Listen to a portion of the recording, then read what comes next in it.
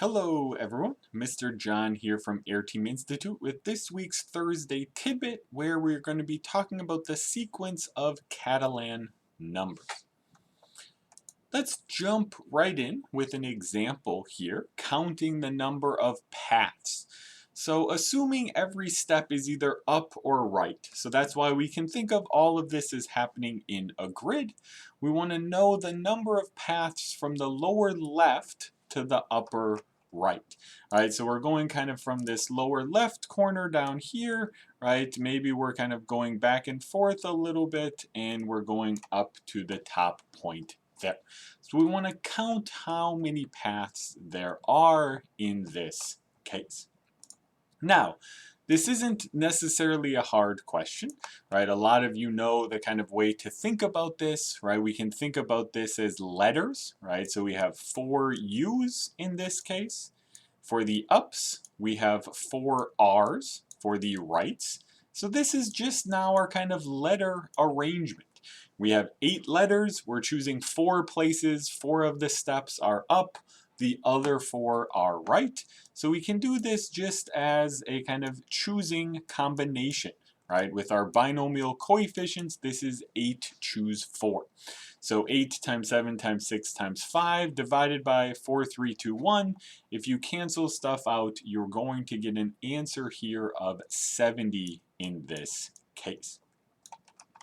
Now, as a little preview of this, I want to kind of show us or remind us of the recursive method that we can use for this type of path counting as well. Right? Because the idea is every step is either up or right. So we'll kind of do a kind of weird example here, but if we look at this point here, right, you either come up before that point, or, right, you're going right before we get to that point there. Right, so really it amounts to finding these 2 positions, and then we kind of add them together from there. Right, that's kind of the strategy we're going to take here. So where is our starting point? What are the kind of starting points? Well, pretty clearly there's only one way to start. You have to start at the bottom. In fact, all of the points on the bottom all have one path there, right? Any of these points on the bottom, you have to go straight right to reach them.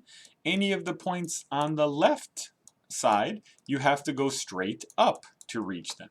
So we have a bunch of one paths to start there, right? There's one way to get to this top left point. There's one way to get to the bottom right point there. But now what if we start building these things up? So what about right here? Well, you can either come from the right in one way or the bottom, right, come up in one way. So there are 2 total paths here, right? Let's do the first couple slow, right? 1 plus 1 is 2 in this case. For example then, what about this point here? Well, you could either come from the right side, going right on the previous step. There's 2 ways to do that. One way if you're coming from the bottom, going up. So there's 3 paths here. Right, and so we can see here in a similar way there are 3 paths on this side. Now it's 1 plus 2. So one more before we start doing this a little bit quicker here, right? 3 plus 3 is 6. So there are actually 6 paths to get to that point there. 2 over and 2 up. And so, right, you could think of this with the binomial coefficients too. 6 is 4 choose 2. So everything kind of works out there. We have plenty of symmetry here, right? We keep adding 1 on the bottom. So 3, 4, 5, 4, 5 repeats there. 6 plus 4 is 10. 10 plus 5 is 15, right? Then that same 10 and 15 show up here. Careful observers will start seeing Pascal's triangle if you tip your head around, right? 1, 2, 1, 1, 3, 3, 1, 1, 4, 6, 4, 1, right? It's cut off a little bit here, but we can fill in the rest of these paths and we will end up with 70 as our final number at the top. We have 70 total paths, which matches the way we could do this with the binomial coefficients here, of course, as well. right? So this is kind of not the most efficient way here. It has some nice patterns. There are definitely other applications of this. And we'll see one of those here when we get to introducing the Catalan numbers. So let's add a wrinkle here. What if, right, each path cannot go below the diagonal in this case? So right off the bat here, let me put some X marks in. These are points now that we're never allowed to reach. You can go to the diagonal, but you can never go below this diagonal here. So now we want to kind of try to count the number of paths, still from the lower left to the upper right, but now we want to avoid these points on the diagonal here. Now, we still have a bunch of ones in this case going up the left-hand side here. And notice, even if we have some unallowed places, those can just be thought of as zeros. For example, to get to this point right here, there are now kind of just one way to do it. You have to come from the left going right. So we have to have a 1 right here. You could almost think about that as 1 plus 0. Likewise here, we have a 2, right? 1 plus 1 is 2. We have our same pattern, 3, 4 going up in this case. Always adding those two numbers there. Now we have to get used to our zeros, right? 2 plus 0 is still 2. So now there are 2 paths to this point right here. 3 plus 2 is 5. So now we have a 5 here, right? 5 plus 4 is 9. We have the same 5 coming over. 5 plus 0 is 5. This gives us a 14. And then 14 plus 5 is, or sorry, not plus 5, plus 0 is 14 there.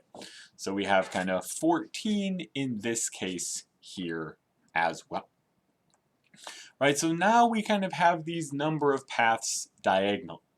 What if we want to add another row in this case? So let's make this a little bit bigger. We can actually expand this one more time because we have a bunch of x's, right? Things are not too much more difficult here. We have stuff kind of writing out there. 14 plus 14 is 28. 28 plus 14 is 42. And so then we end up with kind of 42 paths at the top in this case as well. To be complete, let me just put in my couple extra x's in this case as well. But this kind of is definitely our pattern we have here too. Now, notice that we actually have done more than just the number of paths from the lower left to the upper right, right? When we made this square bigger, nothing really changed. So in fact, we've done this and come up with the number of paths when we have kind of a 0 by 0 grid. That's a little bit weird, but we could have a 1 by 1 grid, a 2 by 2 grid, 3 by 3, 4 by 4, or 5 by 5. Right? And so these numbers down the diagonal are actually what we're calling the Catalan numbers today. So, right, these first couple ones here are 1, 1, 2, 3, 5, 14, and 42 in this case there. So, right, we could see some of these on this page as well. Now, right, let's just do the formal definition here, right? Cn, we're going to call the Catalan number, nth Catalan number. It's the number of paths, right, on this grid, so upper right on an n by n grid from the lower left to the upper right that do not go below the diagonal. So we've seen a couple of these already, right? So we've seen a couple of these already here as well, right? So for example, we had C2, right? That 2 by 2 grid, we had an answer of 2, right? C3, this was the 3 by 3 grid, we had an answer of 5, right? C4, we had an answer of 14, etc. So we listed out a couple of these small ones just on the previous screen, right? Writing out the numbers there too. There are some formulas. In fact, there are many more than just these couple formulas we have here, but we have just a few picked out. We're not going to worry about the proofs here. There are some nice proofs with some tricks and stuff, but you can generate the numbers on using the picture and the grid that we did as well. And so you could look for those type of patterns too. Right, just as a little bit of a check here, right? Let's just check C4 again in this case. So C4 is supposed to be 1/5 times 2n, so this is 8 choose 4. Notice this was our original calculation kind of. We had 70 paths on that first grid, but 70 divided by 5 is going to give us our 14, which checks out in this case, right? We're doing kind of this 2n choose n divided by n plus 1. That's the formula I'm using in this case here. Now, with a lot of these sequences, right, there's other formulas, there's kind of recursive formulas, other patterns, lots of nice things here. And of course, they probably count more than just grid paths here. Right? There's a lot of these things, right? So Catalan was a famous kind of mathematician in the 1800s, and so that's where these numbers are named from. But, right, that's kind of really, they're famous because there's lots and lots of applications, lots and lots of things you can do. We're not going to do all of them, but let's just look at a couple of these here. And one of the things I want you to do after this video is try to kind of think of how these other applications relate to the kind of grid paths and see if you can kind of understand how they relate to each other, how to go from a path to a table or a shape in the next example, things like that too. So one application here is if we have a 2 by n table. So we have 5 of these tables listed here because C3 is 5, right? And so this is saying, okay, what if we have the numbers 1 through 6 and we want to put them in the table so that if you go left to right, the numbers always get bigger. And if you go top to bottom, the numbers always get bigger as well. Right, so if we look at these 5 examples then here, we can see that, right, going left to right, the numbers always get bigger, 1, 2, 3, 4, 5, 6, 1, 3, 4, 2, 5, 6, right, etc., etc. And going down, we always have bigger numbers there as well. So of course it has to start with a 1, it has to end with a 6. Well, wait a second. Our path had to always start with an up and end with a right. So, right, you can start seeing these different kind of relationships between them and understand how to start going back and forth. So this one's not too hard if you want to try to kind of figure this out kind of that way too. There are kind of seemingly totally different applications though as well.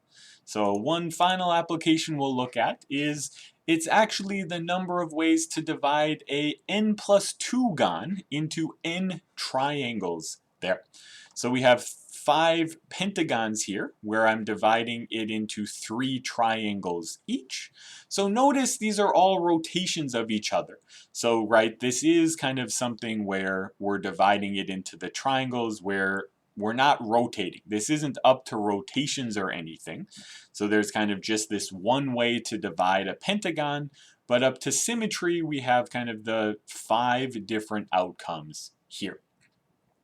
This gets a little bit more complicated when you have larger numbers of sides, right? So if I kind of squeeze in a hexagon here on the left side, right? So it doesn't even need to be a real regular hexagon or something, right?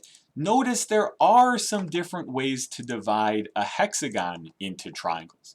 For example, right, you could connect every other vertice, and now we have kind of 3 triangles on the outside, we have this triangle on the inside, but we also could, for example, divide it up like this, right? That would be kind of similar to how we divided the pentagon.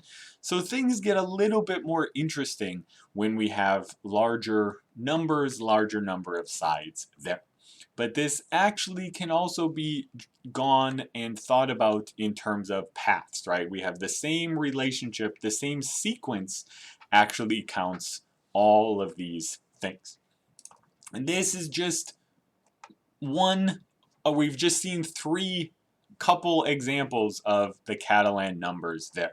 There are many, many different applications that kind of seem totally different. Of course, they're all related, but right, try to understand the relationships between these things, see if you can come up with other scenarios that also would be counted by the Catalan numbers. There's a lot of cool things you can do with this sequence as well. So if you've heard of like the famous sequences like arithmetic sequences, geometric sequences, Fibonacci sequence, the Catalan numbers, this kind of sequence of Catalan numbers is another good one to start getting comfortable with and exploring more as well. That's it for today's video. Check back each Thursday for a new math tidbit in 2021, right?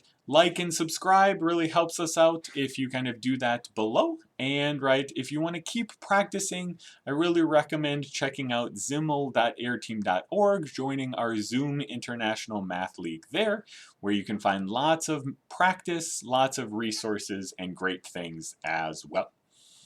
See everybody next time. Goodbye.